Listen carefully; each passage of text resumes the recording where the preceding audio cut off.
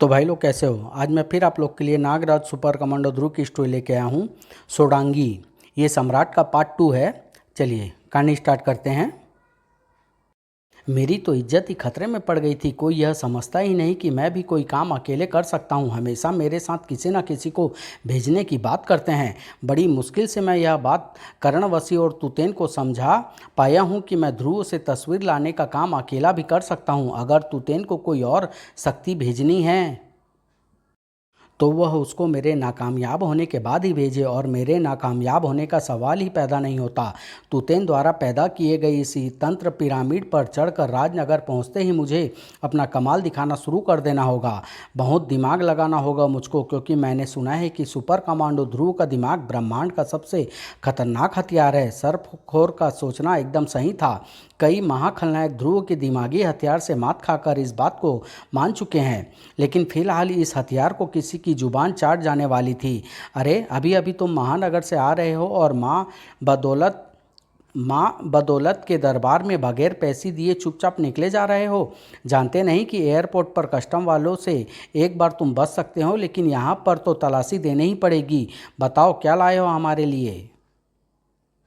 ओफो सत्यानाश, इसीलिए चुपचाप अपने कमरे में जा रहा था कि बड़ी मुश्किल से ये जो थोड़ा सा आराम का वक्त मिला है वह कहीं हाथ से फिसल ना जाए। मुझे अपने टेम्पर को काबू में रखना होगा, प्यार से निपटना होगा इससे।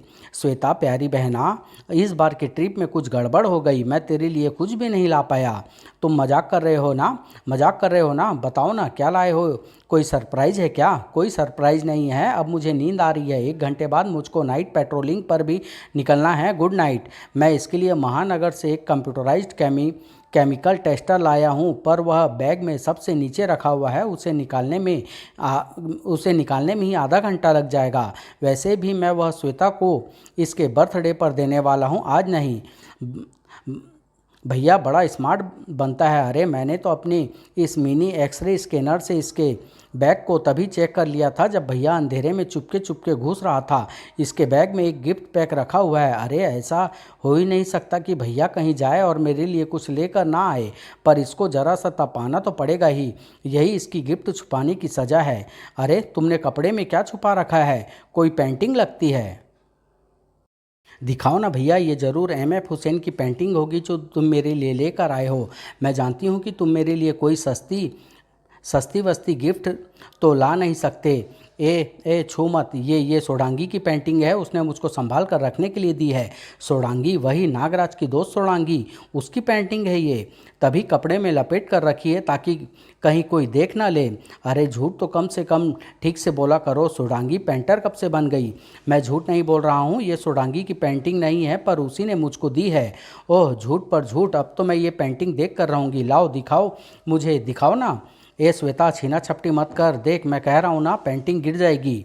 गिर जाएगी? गिर गई? ओ माय गॉड, ये तो टूट गई। आई एम सॉरी भैया। ओ गॉड, तस्वीर तो टूट गई। अब क्या होगा? सोडांगी को क्या मुंह दिखाऊंगा मैं?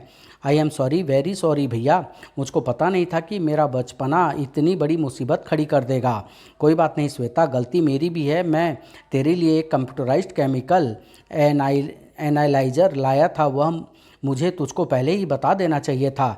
नहीं भैया, गलती सरासर मेरी है। मुझको तस्वीर देखने की जिद करनी ही नहीं चाहिए थी। नहीं श्वेता, तू मेरी छोटी बहन है, लाडो बहन। अगर बड़े भाई से जिद नहीं करेगी तो किससे करेगी? पर अब इस तस्वीर की प्रॉब्लम का क्या? ओह, स्टार ट्रांसमीटर पर मैसेज आ रहा है। यस करीम, बोलो। Yes what? यस कैप्टन, तुम ठीक सुन रहे हो। राजनगर में कई जगहों पर अजीबोगरीब सर्प प्राणियों को देखा गया है। वे कई स्थानों पर घुसकर तोड़फोड़ मचा रहे हैं। ऐसा लगता है जैसे उनको किसी खास चीज़ की तलाश है, और उनमें से एक सड़ा गला सांप कमांडो हेडक्वार्टर में भी घुस आया है। वह यहाँ भी कुछ तलाश करता हुआ तोड़फोड़ मचा रहा है, पर तुम यहाँ की चिंता मत करना, हम उसको संभाल लेंगे। ध्रुव कहाँ मिलेगा? एक मानव ने बताया है कि वह यहाँ पर आता है। कहाँ पर है वह? सारे शहर में सांप उसी के ठिकाने की तलाश कर रहे हैं। 1 मिनट कैप्टन, यह सांप तुम्हारा पता पूछ रहा है और इसका कहना है कि सारे शहर में फैले सांपों को तुम्हारी ही तलाश है। ओफ, ये मुसीबत कहाँ से आ गई? ऐसी सर्प समस्याओं से तो तो नागराज का वास्ता पड़ता रहता है, इनको मुझसे भला क्या काम। खैर मुझको तो जाना ही होगा, पर जाते जाते मैं तुझको एक खास काम सौंप कर जाना चाहता हूँ श्वेता। पहला हुक्म यह है कि तू जरा कम बोला कर, और दूसरा हुक्म यह है कि मेरे आने तक उस टूटी तस्वीर को संभाल कर रख। यस भैया बोलो। श्वेता हुक्म बजाने के लिए तैयार है। हो सके तो इसके लिए कोई सिक्योरिटी सिस्टम बना ली, ये बहुत कीमती तस्वीर है। जहाँ तक मेरा ख्याल है ये सारी मुसीबत इस तस्वीर की वजह से ही राजनगर पर आई है। मेरे आने तक इस तस्वीर को संभाल कर रखना, किसी भी कीमत पर यह गलत हाथों में ना पड़ने पाए। चिंता मत करो भैया, ये पुलिस कमिश्नर का घर है, यहाँ की सिक्योरिटी को भेजना इतना आसान नहीं है। और फिर यहाँ पर चंडिका भी तो है। अब मैं इस टूटी फूटी तस्वीर को ले जाकर अपनी लैब के स्पेशल इलेक्ट्रॉनिक लॉकर में रख दूँगी। वहाँ से इसको अरे ये तस्वीर तो अपने आप जुड़ गई है, कहीं पर कोई दरार तक नज़र नहीं आ रही है। वैज्ञानिक नज़रिए से ये एकदम असंभव है। यानी ये तस्वीर सचमुच चमत्कारी जादुई है, अद्भुत है। इसके लिए मैं सचमुच एक नायाब सिक्योरिटी सिस्टम बनाऊंगी। ये तस्वीर भैया के अलावा किसी को भी नहीं मिलेगी। ध्रुव के सामने एक नहीं कई मुसीबतें थी। एक सांप को तो मैंने ढूंढ निकाला है, लेकिन इसकी त्वचा इतनी गली हुई सी क्यों है? ऐसा लग रहा है जैसे कि ये किसी एसिड के ड्रम से निकल कर आया हो। खैर ये सब बाद में सोचूंगा, फिलहाल तो इसको काबू में करना ज़्यादा ज़रूरी है। पर इसको काबू में करना इतना आसान नहीं है। आम सांप को तो सिर्फ फन पकड़कर बेबस किया जा सकता है, लेकिन इन इच्छाधारी सर्पों के हाथ पैर भी होते हैं। ध्रुव भैया बचकर। ओह तू ध्रुव है, हम तुझको ही तो ढूंढ रहे हैं। पर क्यों? क्योंकि तेरे पास एक तस्वीर है, क्लियोपेट्रा के महल की तस्वीर। वह हमें दे दे और इस नगर को विनाश से बचा ले। मुझको पता था कि ये सारी मुसीबतें उसी तस्वीर के कारण आई हुई है। बस इतना और बता दो कि तुम्हारे जैसे और सर्पों को इस काम के लिए यहाँ पर भेजा किसने है? सर्पखोर ने, उसी को वह तस्वीर चाहिए। मुझको उसका पता बता दो, मैं वह तस्वीर खुद उसके पास पहुंचा दूंगा। सच, वह तुम्हारे नगर के उस स्थान पर हमारा इंतजार कर रहा है जिसको तुम मानो न जाने क्यों फन पार्क कहते हो। वहाँ पर फन तो एक भी नज़र नहीं आता। फन तुझको नहीं दिखेगा, पर मुझको ज़रूर दिखेगा, क्योंकि मुझको फन कुचलना है सर्पखोर का। इसके मुंह में मेरा स्यू ब्रेसलेट फंसने के बाद अब मुझे इसके विषैले दांतों की चिंता नहीं करनी है। इसकी सबसे बड़ी ताकत को मैंने फिलहाल ख़त्म कर दिया है। अब ये किसी के लिए खतरा नहीं रहेगा, लेकिन इसके जैसे और कई सांप राजनगर के लिए खतरा बने हुए हैं, और उन सबको एक साथ रोकने का एक ही तरीका है, इन सारे सांपों को भेजने वाले को रोकना। लेकिन तब तक कुछ ऐसा इंतजाम करना होगा ताकि ये सर्प ज़्यादा तबाही न मचा सके, और इसके लिए मुझको अपने दोस्तों की मदद लेनी होगी। ध्रुव ये क्या कर रहा है? आप जानते नहीं पापा, ध्रुव कुत्तों से बात कर रहा है। वह कई पशु पक्षियों की भाषा जानता है। ये बच्चा सही कह रहा है। मैं अपने दोस्त कुत्तों से ऐसे और सर्पों को ढूंढकर उनको उलझाए रखने के लिए कह रहा हूँ, और ऐसा ही काम मैं अपने पक्षी मित्रों को भी सौंपूंगा। ये सर्पों को रोक नहीं सकते, लेकिन उनके विनाश फैलाने की रफ्तार को कम जरूर कर सकते हैं। इस काम में कमांडो फोर्स पहले से ही ध्रुव की मदद कर रही थी, लेकिन उनकी कोशिशें कुछ खास असर नहीं दिखा रही थी। बचकर रेणु, ये इच्छाधारी सांप है। इसका जहर आम कोबरा के जहर से कई गुना ज़्यादा तेज होता है। इनके विष भी एक बूंद भी अगर हमारी त्वचा पर पड़ गई तो जान पर भी बन सकती है। हमको ध्रुव की तरह सोचना होगा, इनकी किसी कमजोरी का पता लगाना होगा ताकि हम उस कमजोरी पर वार करके इसे काबू में कर सके। यह तो मैं भी समझ रही हूँ करीम, पर इसको तोड़ फोड़ करने से रोकने के लिए इनके पास तो जाना ही पड़ेगा, और इसके पास जाने के लिए यह खतरा उठाना ही पड़ेगा। सांपों की कमजोरी तो सिर्फ यही होती है कि उनके हाथ पैर नहीं होते, पर इनके साथ ये शर्त लागू नहीं होती है। हाँ, एक कमजोरी और है, इनके कान नहीं होते। पर हमारी पिटाई करने के लिए कानों की भला क्या ज़रूरत है? इनको कानों की क्या ज़रूरत है? सांपों की त्वचा तो ध्वनि के प्रति इतनी संवेदनशील होती है कि ये दबे कदमों की आहट तक को भांप लेते हैं। यही तो हम इसकी इस कमजोरी को ढूंढ रहे थे। ये इसकी कमजोरी नहीं, ताकत है करीम। इसी ताकत को हम इसकी कमजोरी बना सकते हैं। हमारे हेडक्वार्टर में जो स्पीकर लगे हुए हैं वे 10,000 वॉट तक की साउंड निकाल सकते हैं। ऐसे अब जरा सोच, जिस प्राणी का शरीर कदमों की आहट के कंपनों से कांपने लगता है, वह रिकी मार्टिन के गाने की 10,000 वॉट साउंड से कैसे कांपेगा? कांपेगा नहीं पार्टनर, हिल जाएगा। मुझसे तो बेचारे का कांपना देखा नहीं जा रहा है, ये तो जानवरों पर अत्याचार का केस बन जाएगा। मैं इसको बेहोश करके इसका कांपना बंद कर देती हूँ। विनाश फैलाने वाले एक और सांप कम हो गया था और दूसरे सांपों के आतंक को ध्रुव के मित्र प्राणियों की फौज ने काफ़ी हद तक संभाल लिया था। अब समय था इस मुसीबत को जड़ से खत्म करने का, इस मुसीबत को जड़ को उखाड़ फेंकने का। अब तूतेन खामेर और करणवसी मेरी शक्ति और मेरे दिमाग को मान जाएंगे। मैंने एक साथ दर्जनों सांपों को राजनगर में यह आदेश देकर छोड़ रखा है कि वे ध्रुव नाम के हर स्थान की छानबीन करें। वे विनाश भी फैला रहे हैं और उस तस्वीर को भी उस हर स्थान पर ढूंढ रहे हैं जो ध्रुव से संबंध रखती है। अब या तो मेरे सांप ही तस्वीर ढूंढकर मेरे पास ले आएंगे या फिर उनके द्वारा फैलाए जा रहे विनाश से घबराकर ध्रुव ही उस तस्वीर को मुझे सौंप देगा।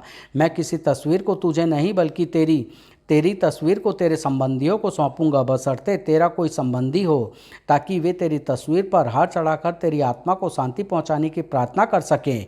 ओह तेरी मैंने तस्वीर देख रखी है, तू ही तो है सुपर कमांडो ध्रुव। हाँ मैं ही हूँ वह ध्रुव जिसकी तू तलाश करता फिर रहा है। तेरे पास एक तस्वीर है जो सुडांगी ने तुझको दी है। वह तस्वीर मुझको दे दे और इस नगर के वासियों की जान सर्पखोर से बचा ले। तू अपने द्वारा भेजे गए सर्पों को वापस बुला ले और अपनी जान बचा ले सर्पखोर, वरना तू तस्वीर के साथ साथ अपनी जान से भी जाएगा।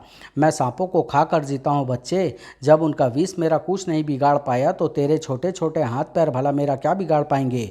मुझसे लड़ने की गलती मत कर और तस्वीर मुझको दे, वरना सर्पखोर ने अभी अपने द्वारा खाए गए कुछ ही सर्पों को तेरे शहर पर उगला है।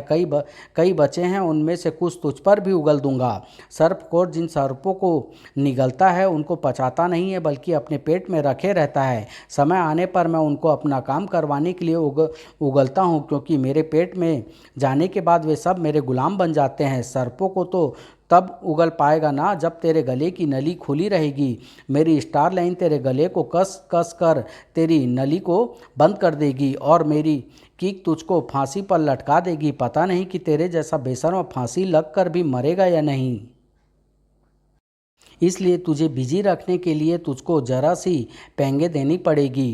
कोलंबस झूला तेजी से झूलने लगा और उससे लटका सर्पखोर का शरीर उससे भी ज़्यादा तेजी से झूलने लगा और उसकी गर्दन पर का शिकंजा और कसने लगा। तूने चाल अच्छी चली है, लेकिन मैं जल्दी ही इस धागे को तोड़ दूंगा। मैं तेरे हाथों में इतनी ताकत छोड़ूंगा ही नहीं। ये धागा नहीं, नाइलो स्टील का तार है सर्पखोर, और इसमें करंट भी दौड़ सकती है। बिजली के तार का स्टार लाइन से स्पर्श होते ही सर्पखोर के शरीर में भी बिजली दौड़ गई। अब ये बिजली तभी बंद होगी जब तुम अपने सर्पों को बुला लोगे सर्पखोर। तुम्हारी कोशिश तो अच्छी है ध्रुव, पर यह ज़्यादा देर तक कामयाब नहीं रहेगी। कौन? सर्पखोर का पुराना दुश्मन। अनगिनत वर्षों से इसकी तलाश में था मैं। आज बहुत दिनों बाद ये अपनी मान से बाहर आया है, पर इसको मारने का एकमात्र हथियार अभी भी मेरी पहुंच से बाहर है। तुम कौन हो और कहां से आए हो? सर्पखोर से तुम्हारी क्या दुश्मनी है और इसको मारने का तरीका क्या है? अगर सर्पखोर के आज़ाद होने से पहले मैं तुम्हारे सारे सवालों के जवाब दे सका तो ज़रूर दूंगा। मेरा नाम सिराद्रा है और एक ज़माने में मेरा काम पिरामिडों को बनाना और उसमें रखी वस्तुओं की सुरक्षा करना था। यही काम पिरामिड के रक्षक इच्छाधारी सर्पों का भी था, परंतु देवताओं के मंदिर की तरह फेराओ यानी मिस्री शासकों के लिए पिरामिड बनना कुछ देवताओं को पसंद नहीं आया। उन्होंने पिरामिड के रक्षक सर्पों की शक्ति को कम करने के लिए गरुड़ के वरदान से युक्त सर्पखोर को पिरामिड नष्ट करने के लिए भेज दिया। सर्पों की कोई भी शक्ति सर्पखोर को मार नहीं सकती थी। इसने सैकड़ों सांपों को खा डाला और सर्पों को घबराकर भूमि के नीचे शरण लेनी पड़ी। तब इसने पिरामिड को तोड़ना शुरू कर दिया। ये पिरामिडों को तोड़ता गया और मैं पिरामिडों को जोड़ता गया। काफ़ी समय तक ये रस्सा कस्सी चलती रही। धीरे धीरे मेरी शक्तियाँ इस पर हावी होने लगी, पर इससे पहले कि मैं इसका खात्मा कर पाता ये खतरे को भांप कर कहीं गायब हो गया। मैं तभी से इसको ढूंढ रहा हूँ और आज जाकर यह मुझको मिला है। इसको मारने का एकमात्र हथियार क्लियोपेट्रा के पास था। वह उसके महल में रखा हुआ था, एक त्रिशूल, पर वह महल ही न जाने कहाँ चला गया। इतना तो मैं समझ गया, पर इसको ख़त्म करने का तरीका तुमने मुझको अभी तक नहीं बताया। अब जब तक महल नहीं मिलता तब तक सर्पखोर को उसकी मौत नहीं मिलेगी। वह महल तो हाँ हाँ बोलो बोलो, तुम जानते हो कि वह महल कहाँ पर है? अगर ऐसा है तो इस नगर पर आया हुआ विनाश टल सकता है, सर्पखोर मर सकता है, मैं भी अपने फर्ज को पूरा करके इस दुनिया से आज़ाद हो सकता हूँ।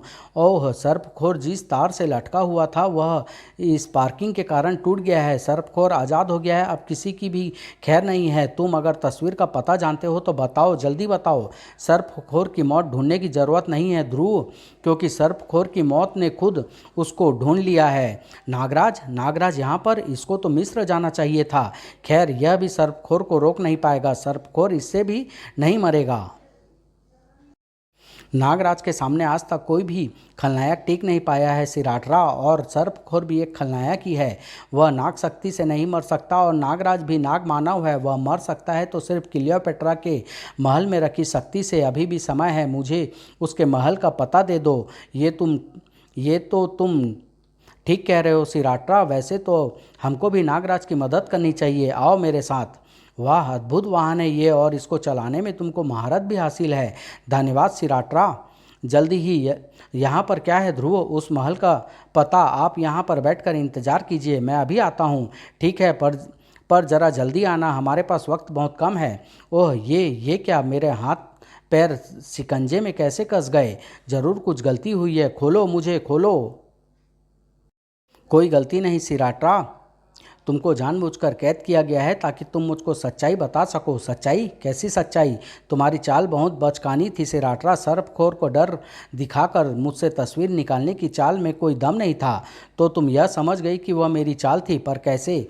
याद करो, तुमने मुझसे महल का पता पूछते पूछते मुझसे तस्वीर लाने की बात कही थी, जबकि तुम्हारी कहानी के अनुसार तुमको यह पता होना ही नहीं चाहिए था कि वह महल तस्वीर के रूप में बदल चुका है। दूसरी बात तुमने नागराज को देखकर कही थी, और वह यह कि इसको तो मिस्र में होना चाहिए था। इसका मतलब साफ था कि तुम पहले से सब कुछ जानते थे और मुझे झूठी कहानी सुनाकर तस्वीर हासिल करना चाहते थे। अब बताओ, किसने भेजा है तुमको तस्वीर लाने के लिए? वह जो भी है, उसका संबंध सोडांगी के कबीले पर आई मुसीबत से ज़रूर होगा। उससे संपर्क करके उस विनाश को बंद करने के लिए कहो, वरना उनका एक साथी कम हो जाएगा। तुम कुछ नहीं जानते। तुमसे ज़्यादा तो नागराज जानता है, क्योंकि वह मिस्र होकर वापस आ चुका है और अपने हिस्से वाली तस्वीर गंवा भी चुका है। इसलिए मुझे उसको यहाँ पर देखकर आश्चर्य हुआ था। उसको तो तस्वीर लेने वापस मिस्र जाना चाहिए था। खैर, मुझे तुमको कुछ बताना है। अगर तुम मेरी झूठी कहानी मान लेते तो शायद मैं तुम्हारी जान बख्श देता, पर मेरी कहानी में कुछ बातें सच्ची भी थी, जैसे कि मेरा नाम सिराट्रा है और मैं सचमुच पिरामिडों का मुख्य निर्माण करता था। आज के युग में सभी आश्चर्य करते हैं कि टनों भारी पत्थरों को पिरामिडों को बनाने के लिए ऊपर तक कैसे पहुंचाया गया था। उसको मैंने वहां तक पहुंचाया था अपनी एक नायाबी शक्ति की मदद से, प्रति प्रति गुरुत्वाकर्षण शक्ति की मदद से, यानी एंटी ग्रेविटी पावर। इस पावर से ये अपने बंधनों को खोल रहा है, और अब ये पूरे कमांडो हेडक्वार्टर की भारी भारी मशीनों को हवा में उड़ाकर हम पर वार कर रहा है। शायद इसको कमांडो हेडक्वार्टर में लाना मेरी सबसे बड़ी गलती थी। सबसे बड़ी नहीं, आखिरी गलती बोल ध्रुव। अब या तो तस्वीर को बगैर समय बर्बाद किए मेरे हवाले कर दे, और या फिर सर्पखोर और सिराट्रा के हाथों अपने प्यारे शहर की बर्बादी होते देख। सिराट्रा हवा में उड़ा देगा तेरे शहर को। ओह, इसने तो पूरे क्षेत्र को गुरुत्वाकर्षण रहित कर दिया है। बाकी चीज़ों को साथ साथ हमारे शरीर भी हवा में उड़ रहे हैं। इससे पहले कि हमारे प्राण पखेरु उड़ जाएं, कुछ करो कैप्टन, कुछ करो। राजनगर पर मुसीबतें दो तरफ से टूट रही थी। बस बहुत हो गया नागराज, तुझे देखकर मेरे मुंह में पानी आ रहा था, इसलिए मैं तुझको साबुत निगलना चाहता था। टूटे फूटे सांप मुझे पसंद नहीं है। अब तक तुझ पर वार न करने का यही एकमात्र कारण था, पर तूने तो मेरी इस कमजोरी का फायदा उठाना शुरू कर दिया। अब तुझे तोड़ने के अलावा और कोई चारा नहीं है। तुझमें आश्चर्यजनक ताकत है। तेरी ताकत को सर्प रस्सी में जकड़ कर जरा कम करना होगा। तू बुरा सोचने के चक्कर में मेरा भला कर रहा है नागराज। बड़ी देर से पेट में भूख के कुलबुलाहट हो रही थी, कमजोरी लगने लगी थी, क्योंकि मैंने अपने पेट में से कई सांपों को राजनगर में विनाश फैलाने के लिए बाहर निकाल दिया था, पर तूने अपने सांपों को खिलाकर मेरी ताकत को काफ़ी हद तक वापस कर दिया है। मेरे सांपों को तो तू तभी तक चबा पाएगा जब तक तू होश में रहेगा सर्पखोर। तेरे होश को मेरी विष फुंकार छीन लेगी। आह, तेरे अंदर तो जहरीला मसाला भरा हुआ है। इतना स्वादिष्ट सांप तो मैंने आज तक नहीं खाया। वैसे अगर तेरे अंदर इतना जहर मौजूद है तो मैंने भी अब तक सैकड़ों सांपों को निगला है। उन सब के विष का मिश्रण मेरे अंदर मौजूद है। इसको सह सके तो सह कर दिखा। इसके मिश्रण में तो ऐसी अजीब अजीब विष मिले हुए हैं जिनको सुनकर मेरा दिमाग भी हिल गया है। अजीब सी सड़ांध है इसके विष मिश्रण में। अब और कोई चारा नहीं है, इस पर विध्वंस का प्रयोग करना ही पड़ेगा ताकि ये मेरे विष के प्रभाव से गल जाए और किसी को भी नुकसान न पहुंचा सके। आह, तेरा विष दंत तो ततैये के डंक से भी ज़्यादा तेज है। पर तेरा विष दंश मुझको सिर्फ असहनीय पीड़ा दे सकता है नागराज, लेकिन मुझको मार नहीं सकता। नागों की कोई भी शक्ति मुझको मार नहीं सकती, पर मैं तुझको मार सकता हूँ। तेरी कलाइयों से घातक नागे निकलते हैं ना। देख, मेरे मुंह से इच्छाधारी सर्प निकलते हैं जो मेरे पेट में रहते हैं। ओह, अजीब तरीके का सर्प है ये, पर मेरे सामने ये टिक नहीं पाएगा। मेरी स्नैक कुंफू के एक ही वार से इसको लकवा मार जाएगा। मैं जानता हूँ कि कोई भी नाग या इंसान ज़्यादा देर तक तेरे सामने टिक नहीं पाता है, लेकिन इनको ख़त्म करने में तू अपनी कुछ ऊर्जा तो खर्च करता ही है ना। और जब तू पूरी तरह से बेदम हो जाएगा तब मैं आराम से तेरा स्वाद ले लेकर तुझको तेरे जहरीले मसाले के साथ खाऊंगा। मैं नागों को उगलता जाऊंगा और तू मेरे नागों को मार मार कर अपनी ऊर्जा खर्चता जाएगा। इसकी योजना खतरनाक है, मुझे इसको ख़त्म करना ही होगा। पर कैसे? मेरे पास तो जो भी शक्तियाँ हैं वे नाग शक्तियाँ हैं और नाग शक्ति इसको मार नहीं सकती। फिर मैं क्या करूं इसको ख़त्म करने के लिए? मार नागराज और मार, मेरे इच्छाधारी सांपों को मारता जा और थकता जा। थकान बढ़ती जा रही है। मैं शीतनाग या नागू जैसे सर्पों की मदद लेने की भी सोच नहीं सकता, क्योंकि अगर ये वरदान युक्त शैतान सर्पखोर उनको खाने में सफल हो गया तो वे इसके गुलाम बनकर मेरे दुश्मन बन जाएंगे। अब मेरी ताकत जवाब दे रही है। अब तो वार करने के लिए हाथ उठाना मुश्किल हो रहा है। ओह, तूने बड़े सारे सांप मेरे पेट से निकलवा दिए, भूख से बेदम कर दिया है मुझको। अब मैं तुझको खाकर अपनी भूख मिटाऊंगा, चबा कर खाऊंगा तुझे। नागराज की तरह ही ध्रुव और उसकी कमांडो फोर्स भी बेबस थी। इसकी शक्ति से हम जीत नहीं सकते। ओह, ये उड़ती वस्तुओं का इस्तेमाल मिसाइल की तरह कर रहा है और विनाश फैला रहा है। पर हम इसको ख़त्म कर सकते हैं। ध्रुव, देखते हैं कि यह हमारी गोलियों से कैसे बचता है। देखो, आराम से देखो। मैं इन गोलियों को सिर्फ हवा में रोक ही नहीं सकता, बल्कि इनको बिना किसी यंत्र के दाग भी सकता हूँ। देखो, ऐसे। मिस्र में बैठे करणवसी का पारा 7वें आसमान पर चढ़ चुका था। अब मुझको समझ में आया कि इतनी सदियों तक तुम अपनी पिरामिड की कब्र में ही क्यों सड़ते रहे तुतैन, क्योंकि न तुम और न ही तुम्हारी आदमी कोई काम ढंग से कर सकते हैं। हमने एक नहीं दो महारथियों को राजनगर में तस्वीर लाने के लिए भेजा है, लेकिन वे दोनों ही विनाश फैलाने के अलावा और कुछ भी नहीं कर पा रहे हैं। तस्वीर का अभी तक कोई पता नहीं चल पाया है। 1 मिनट करणवसी, हमने जो दृश्य सर्पखोर के सर्पों की आंखों के द्वारा देख रहे हैं, उनमें से एक सर्प की आंख हमको कुछ दिखा रही है। सर्पखोर ने अपने जिन सांपों को राजनगर में फैला रखा था, उनमें से एक सचमुच ध्रुव के घर में रखी तस्वीर तक पहुंच गया था। पर उसको लाना इतना आसान नहीं था, क्योंकि तस्वीर श्वेता द्वारा डिजाइन किए गए सिक्योरिटी सिस्टम के अंदर रखी थी। यही है वह तस्वीर, इसी को मुझे लेकर मालिक सर्पखोर के पास जाना है। अरे, ये तो वही तस्वीर है क्लियोपेट्रा के महल का पीछे का हिस्सा। आखिरकार अब तस्वीर हमारे हाथ में आकर ही रहेगी। शाबाश रे सांप, ले आ तस्वीर को। आह, ये क्या! रास्ते में अदृश्य ऊर्जा की तरंगे हैं। पर मैं भी इच्छाधारी सर्प हूँ। मैं अपनी आंखों को इस तरह से व्यवस्थित कर सकता हूँ कि मैं अदृश्य ऊर्जा तरंगों को भी देख सकूँ, और फिर मैं इन अदृश्य तरंगों के बीच से लहरा कर आराम से निकल सकता हूँ। अब तस्वीर मुझसे ज़्यादा दूर नहीं है, लेकिन तस्वीर के केस पर हाथ लगाते ही और आह, ये बक्सा कांच का नहीं है। इसमें तो मेरे हाथ घुसते जा रहे हैं और मेरे हाथ भी इसमें फंस कर रह गए हैं। साथ ही साथ कहीं पर घंटी भी बज रही है। घंटी अलार्म सिस्टम का एक हिस्सा है सांप, ताकि इस जेली केस को छूते ही चंडिका को खबर हो जाए और वह तुरंत वहाँ पर आ जाए। हाँ चंडिका, अब तू पिटने के अलावा और कुछ नहीं कर सकता।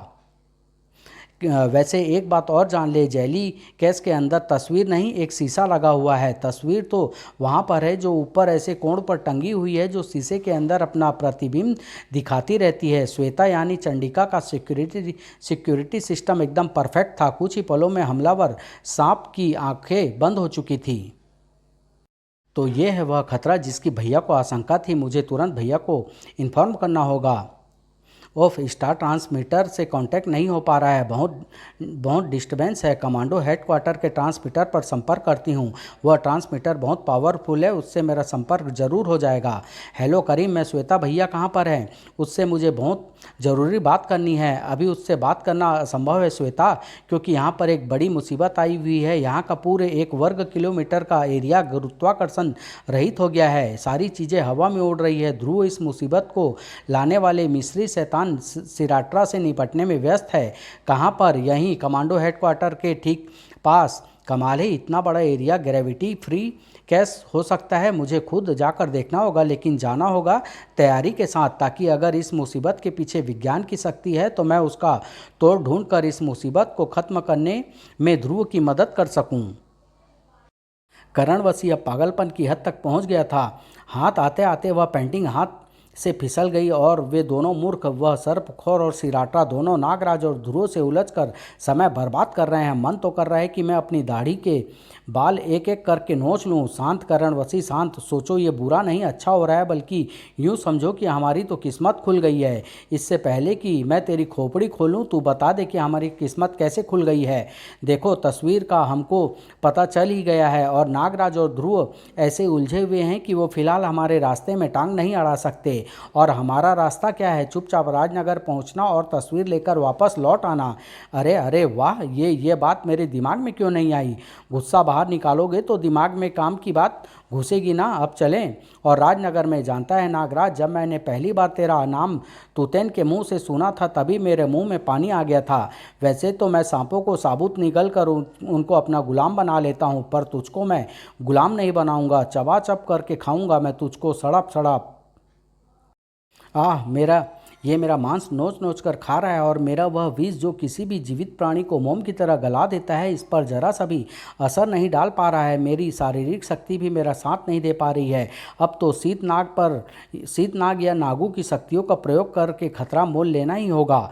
भूख से मेरी अंतड़ियाँ बुलबुला रही थी, कमजोरी लग रही थी, जो अब जाकर थोड़ी सी शांत हुई है।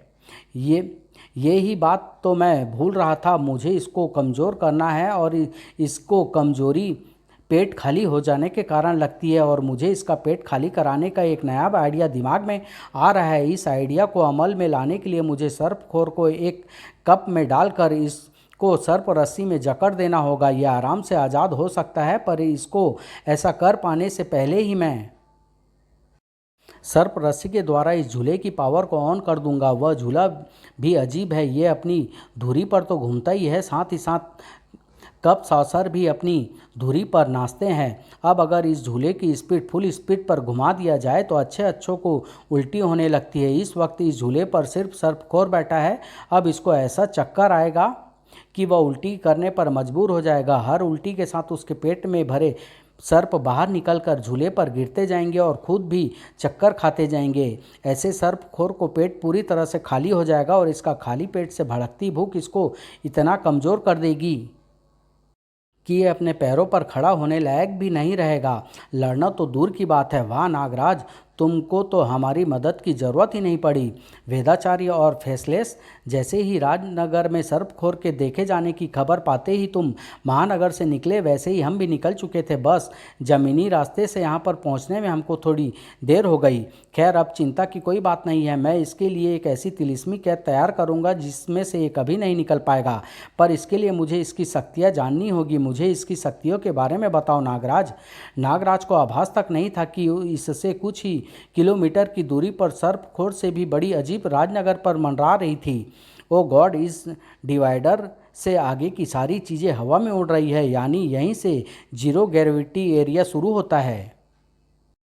यानी इसके अंदर जाते ही मैं भी हवा में उड़ने लगूंगी। ओह, हवा में लगा जाम मैं पहली बार देख रही हूँ। अब इस जाम के बीच में से उड़ते हुए ध्रुव को ढूंढना पड़ेगा, क्योंकि जहाँ पर ध्रुव होगा वहीं पर वह मुसीबत भी होगी जिससे सबको हवा में उड़ाया हुआ है। मुसीबत सचमुच ध्रुव के सामने थी, और अब वह सिराट्रा नाम की मुसीबत जानलेवा होने ही वाली थी। लगता है तुझे अपने नगर के विनाश की चिंता नहीं है, पर तुझे अपने विनाश की चिंता जरूर होगी। बता वह तस्वीर कहाँ है, वरना मैं तेरी हड्डियों को चूर चूर कर दूंगा। ओह, अगर मैंने जुपिटर सर्कस में कलाबाजी न सीखी होती तो हवा में लटके लटके मैं इस वार से कभी बच नहीं सकता था।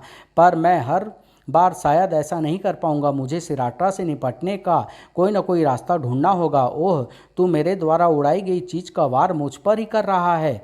अरे कुछ और कर, मैंने तेरे दिमाग के बड़े चर्चे सुन रखे हैं। आहा, इस बात पर मैंने अब तक ध्यान कैसे नहीं दिया। अगर सारी चीज़ें हवा में उड़ रही है तो सिराट्रा जमीन पर कैसे खड़ा हुआ है? ये हवा में क्यों नहीं उड़ रहा?